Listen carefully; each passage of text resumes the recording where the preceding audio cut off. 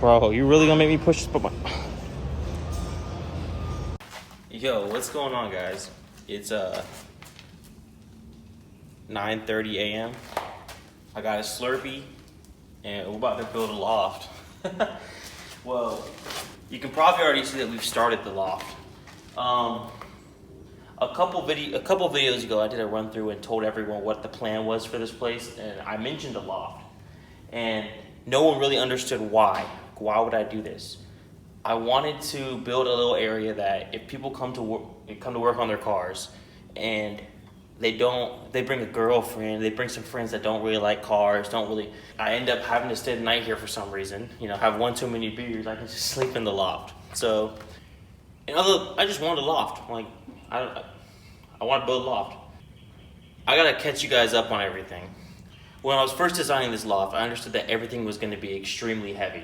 So we were using 2x10s and 2x8s and 4x4s as legs, and putting this up by myself was going to be extremely hard to record and also do at the same time.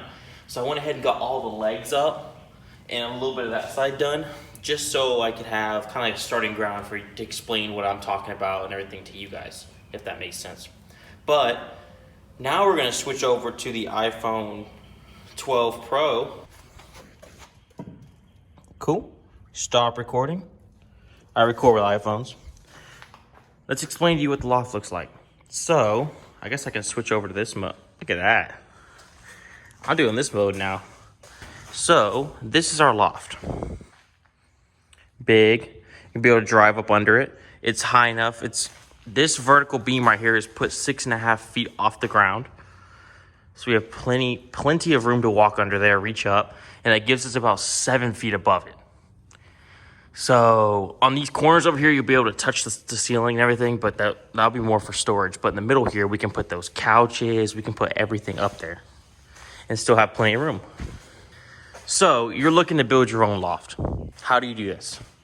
So the most important thing when you're designing your loft is how are you gonna bear the weight? So there's two different approaches.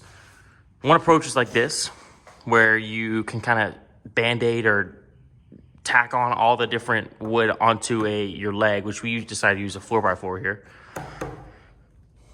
Just because we know that there's not, we picked a 4x4 just because we know there's not gonna be much weight up there. We're not holding a car, so we don't really need that much weight. But since we only use screws as of right now, if we were to put enough weight up there, these screws would break and obviously this whole thing would fall down. So what we went with is I went into Home Depot and got me a big old lag bolt, half inch by 5 inches lag bolt, where you have to actually drill out and put the lag bolt in. And what that's gonna do is when that shear force from the weight gets pushed down, so all the weight tries to push downwards here and tries to basically break this screw. This screw can bear that weight. I'm not gonna break this thing. And we're gonna put about, I think, either 2 or 3 in each one of them. So, plenty. And obviously you're using a 2x10, and for all the people that are builders that watch my videos, this might sound obvious to you, but I figured out that when you're picking the size of your joist, you always want to figure out how far you're spanning. So from this leg to that leg, from this leg to this leg is 12 feet. I think it's the exact measurement's 12 feet and 1 or 2 inches. So the way you're going to pick your joist size is this is a 2x10. You take the second number, it's 2 by whatever. You take the second number, the 10, and you times it by 1.5. And that's kind of a simple rule of thumb about how far you can span. So, since we're going 12 feet, if we picked a 2x8, we would be right on the edge of the maximum span of a 2x8. So we went ahead and went safe and went with a 2x10, who you can go up to 15 feet with, if that makes any sense. So between this and that one, that pole, is 12 feet. Between that pole and that pole is 11 feet. So that's why we went with the 2x8s here.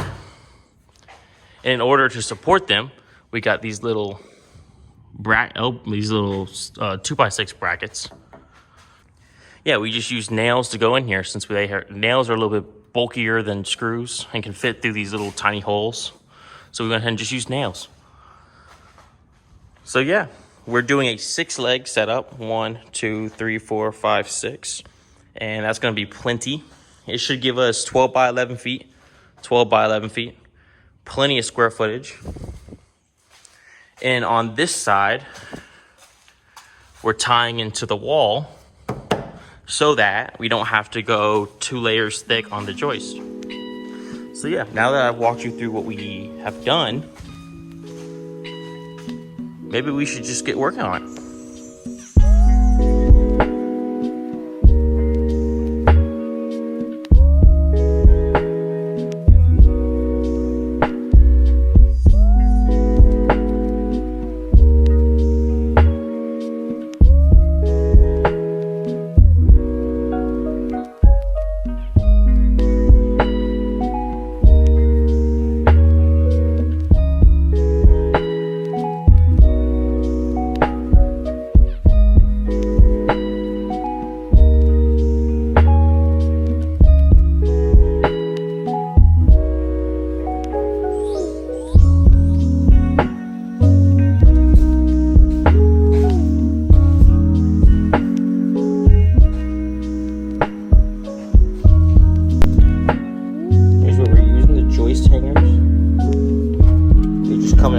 Pack. This was like $35 for the whole entire pack.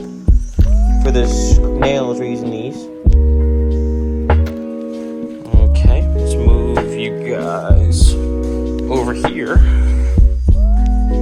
Okay, see how this looks. Okay, time lapse is on.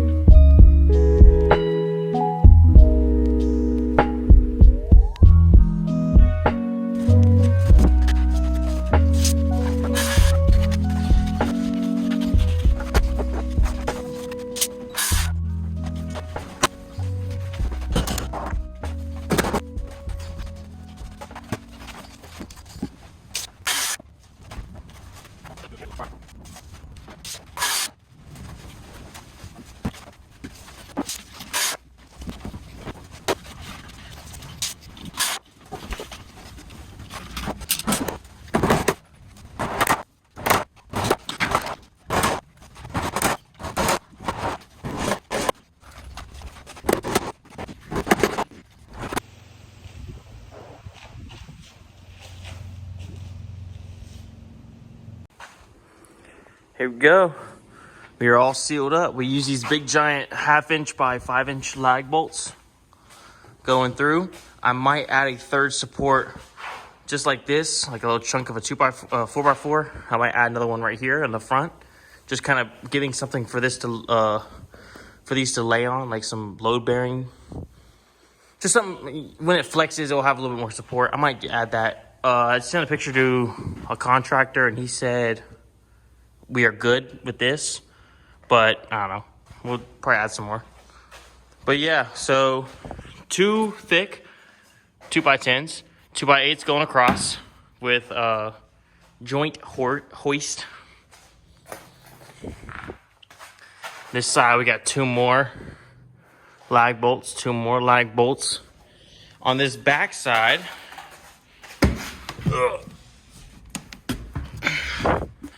we got 2 more lag bolts, and then I might add some more right here going into this piece, like through this 4x4 into this 2x8 or 2x10.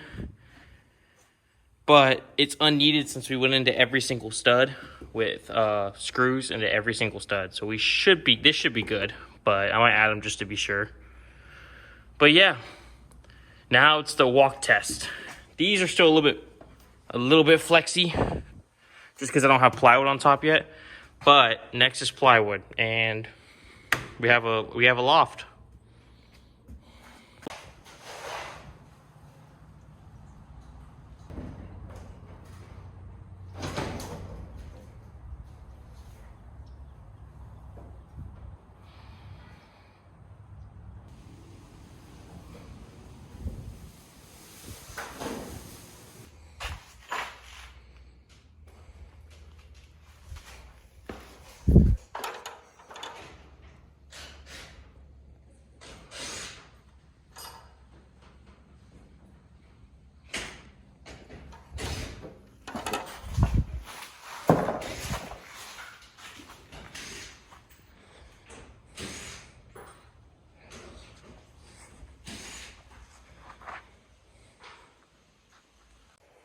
Yep, there we go.